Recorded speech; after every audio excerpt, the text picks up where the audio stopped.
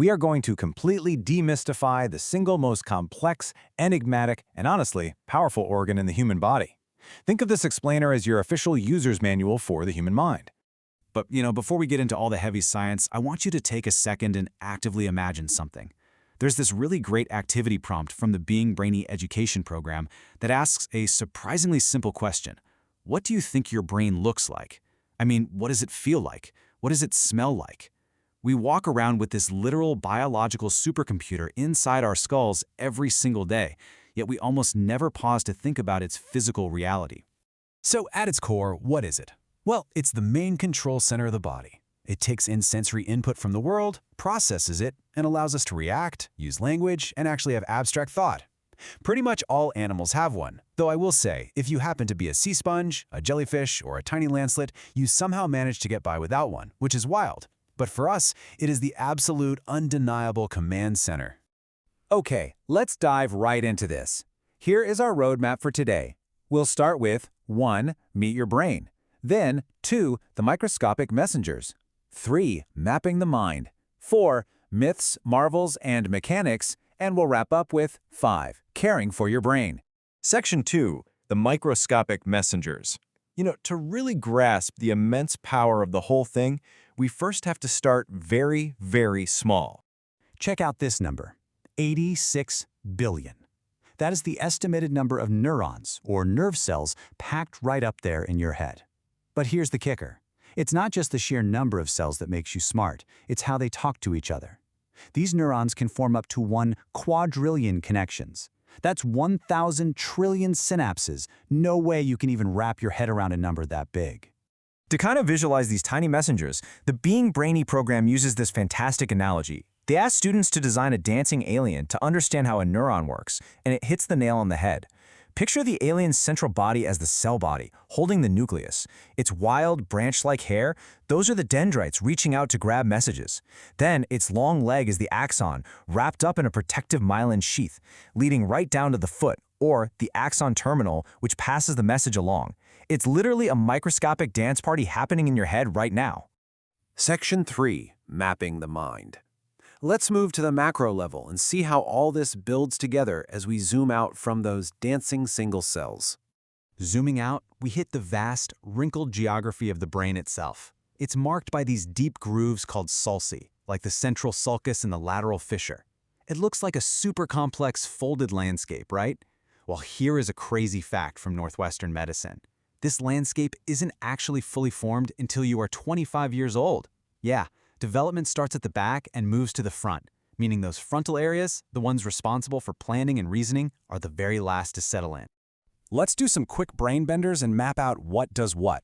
Your frontal lobe, that handles your working memory, emotions, and language. Need to do some math or figure out spatial awareness? Thank your parietal lobe. Making sense of the world and recognizing faces happens in the temporal lobe, while your vision is handled way in the back by the occipital lobe. Meanwhile, the cerebellum keeps you balanced, and the brainstem just quietly manages your basic biorhythms. But how does all this connect to the rest of your body? The spinal cord. And here is a wild contrast. While your brain keeps developing into your mid-20s, your spinal cord basically stops growing when you're just 4 years old, but it remains your body's main communication highway for your entire life.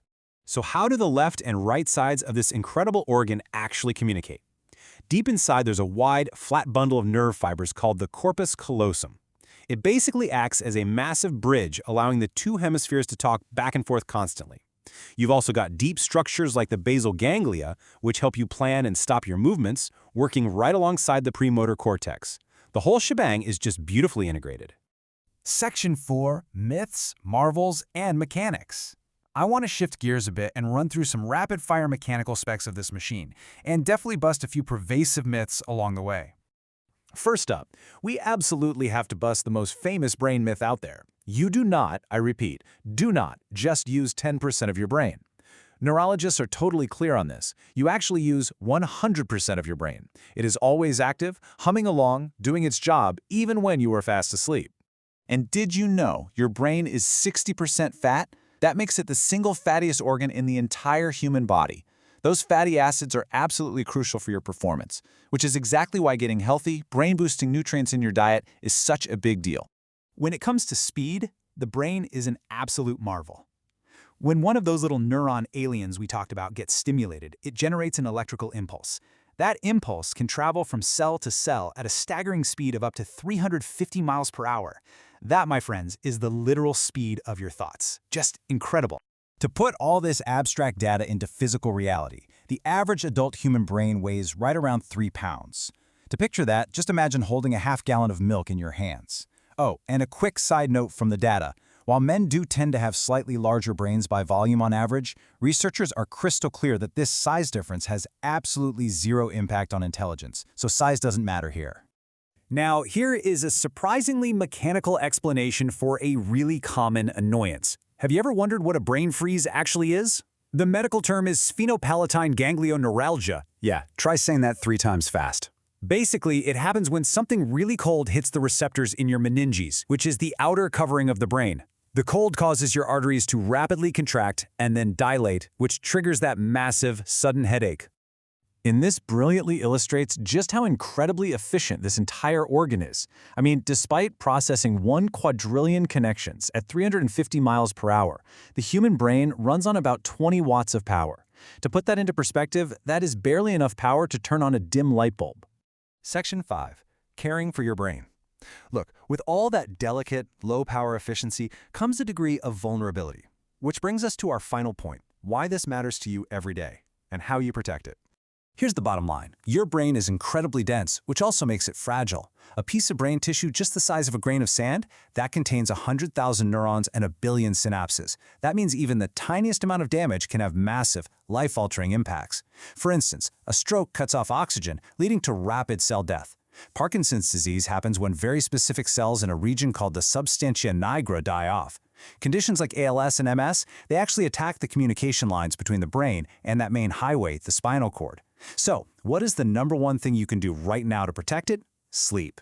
Running this highly efficient 20-watt engine requires daily maintenance. Getting adequate sleep maintains your neural pathways, and major research directly links long-term sleep deprivation to Alzheimer's disease. You absolutely have to let it rest. I want to wrap up this explainer with an absolutely inspiring thought from Northwestern medicine neurologist Dr. Kapil Sachdeva. He says, your brain's storage capacity is considered virtually unlimited. Just think about that. Inside your skull sits a 3-pound, 20-watt marvel of nature with limitless potential, just waiting to be filled. So my question to you is this. Now that you understand exactly how your incredible brain works, what are you going to choose to learn next?